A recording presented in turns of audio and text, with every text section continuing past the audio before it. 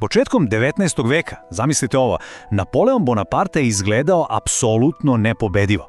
Znači, njegove armije su prosto brisale sve evropske koalicije pred sobom, a Francuska je dominirala neverovatnom teritorijom, od Španije pa sve do Poljske. Ali, onda se desila ta čuvena 1812. godina. Dobrodošli u ovu našu malu analizu, gdje ćemo zapravo pokušati da razbijemo jedan od najvećih mitova vojne istorije. Znate onu staru priču, stalno se ponavlja kako je zloglasna ruska zima bila jedini krivac za Napoleonov katastrofalni poraz. E pa, hajde da zaronemo u ovo i vidimo zašto je pad Francuskog carstva počeo mnogo pre nego što je uopšte pao prvi sneg. Pazite sad ovaj broj, 600.000. Toliko je vojnika brojala takozvana Velika armija, kada je u junu 1812. ponosno prešla reku Njemen. Mislim, to je apsolutno kolosalan broj za to vreme. I to nam odmah pokazuje prave razmere Napoleonove ambicije i iskreno njegovog ogromnog ponosa. Čovjek je očekivao brzu, odlučujuću bitku i laku predaju protivnika, baš kao što mu je to prolazilo u prethodnim evropskim ratovima. Ali, realnost na terenu, usledio je vrlo hladan tuš. I tu dolazimo do prvog ključnog faktora celog ovog debakla, ogromnog prostranstva i brutalne strategije spaljene zemlje. Sad, Napoleon je, možemo slobodno reći, drastično pocenio geografsku stvarnost Ruskog carstva. I ne samo to. Pocenio je briljantnu, ali zaista surovu taktiku ruskih generala. Vidite, suštinska razlika u načinu ratovanja bila je ogroman problem. U Evropi, recimo u Italiji ili Pruskoj, brze i velike bitke bi odmah rešile stvar. Armija bi se tu lepo i efikasno hranila, koristeći resurse sa same teritorije koju osvaja. Ali, ruski odgovor pod komandom generala Kutuzova bio je, potpuno drugačiji. Umjesto direktnog sukoba koji bi za njih možda bio fatalan, oni su se prosto povlačili dublje u tu ogromnu, nepreglednu unutrašnjost. I dok su se povlačili, palili su apsolutno sve pred sobom. Sela, useve, mostove, skladišta hrane, sve je gorelo. Zamislite samo kako se to odrazilo na francuske linije snabdevanja. Pukle su po šavovima. Vojska doslovno nije imala šta da jede, a teška glad je počela da drobi moral mesecima pre nego što je uopšte došlo do nekog pravog sukoba. Sada prelazimo na prelomni trenutak cele ove priče, a to su bitka kod Borodina i naravno ta sablasno prazna Moskva. Napoleon je očajnički, ali zaista očajnički želeo tu jednu veliku pobedu na koju je toliko navikao. Međutim, ono što se zapravo desilo, bila je neverovatno brza degradacija njegove vojske u rasponu od samo nekoliko meseci, tu od juna pa do novembra. Ta kulminacija, tačka ključenja, desila se u septembru kod Borodina, nedaleko od Moskve. Bila je to doslovno jedna od najkrvavijih jednodnevnih bitaka tog vremena.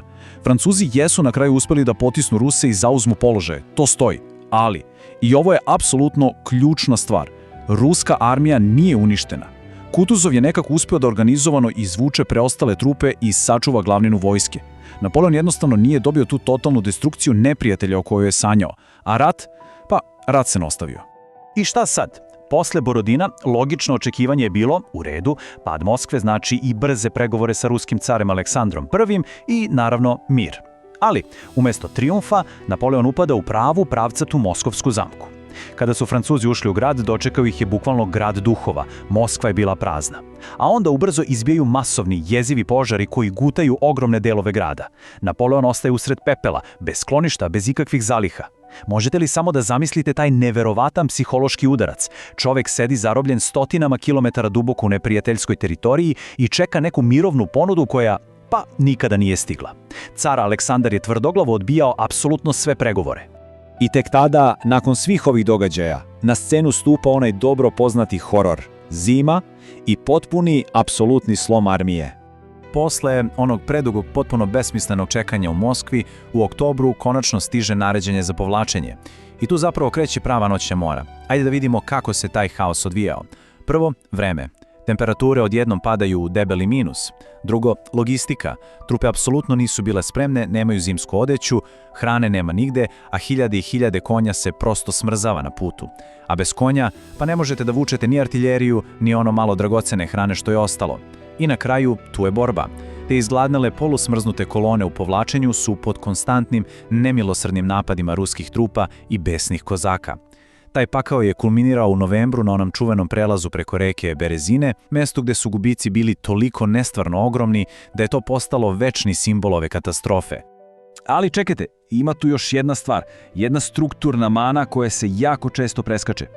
Ta ogromna armija o kojoj pričamo, nije ona bila sastavljena isključivo od Francuza. Bila je to prava multinacionalna sila.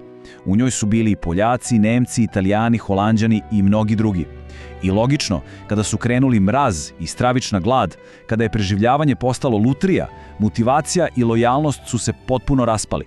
Ti vojnici iz savezničkih država prosto nisu imali onaj isti, vatreni razlog da ginu kao francuske trupe. I šta se dešava? Disciplina puca, nastaje opšti haos i naravno kreće masovno dezerterstvo. Ljudi su samo želeli da prežive i odu kući. Sada, kada imamo širu sliku, koje su to zapravo prave lekcije ovog istorijskog sloma i kako je taj veliki mit nepobedivosti konačno razbijen? Mislim da je suština sasvim jasna. Zima definitivno nije delovala sama. Nije samo zima porazila Napoleona, to je bio neverovatan splet, jedna prava savršena oluja faktora. Prvo, imate tu ogromnu rusku geografiju koja je progutala i uništila logistiku. Zatim, sjajnu strategiju spaljene zemlje koja ih je ostavila bez ičega. Onda, tu je ta nepopusljiva, neverovatna politička volja i spremnost na žrtvu, do te mere da spale sopstvenu prestonicu. I tek na kraju, na sve to, dolazi ta oštra zima, koja je prosto dokrajčila vojsku koja je već uveliko bila na kolenima. Taj stravičan gubitak 100.000 prekaljenih vojnika, konja i opreme je jednom za svagda uništio iluziju da Napoleon jednostavno ne može biti pobeđen. Što nas zapravo logično dovodi do jednog sjajnog, vrlo provokativnog pitanja za sam kraj. Šta vi mislite? Da li je Napoleona zaista porazio taj nemilosrdni ruski pejzaž ili ga je na kraju dana pobedio njegov sopstveni ego? Čovek je napravio fatalnu grešku u proceni svog neprijatelja. Iskreno je verovao da je jedna velika pobeda sasvim dovoljna da se baci na kolena apsolutno bilo koja nacija.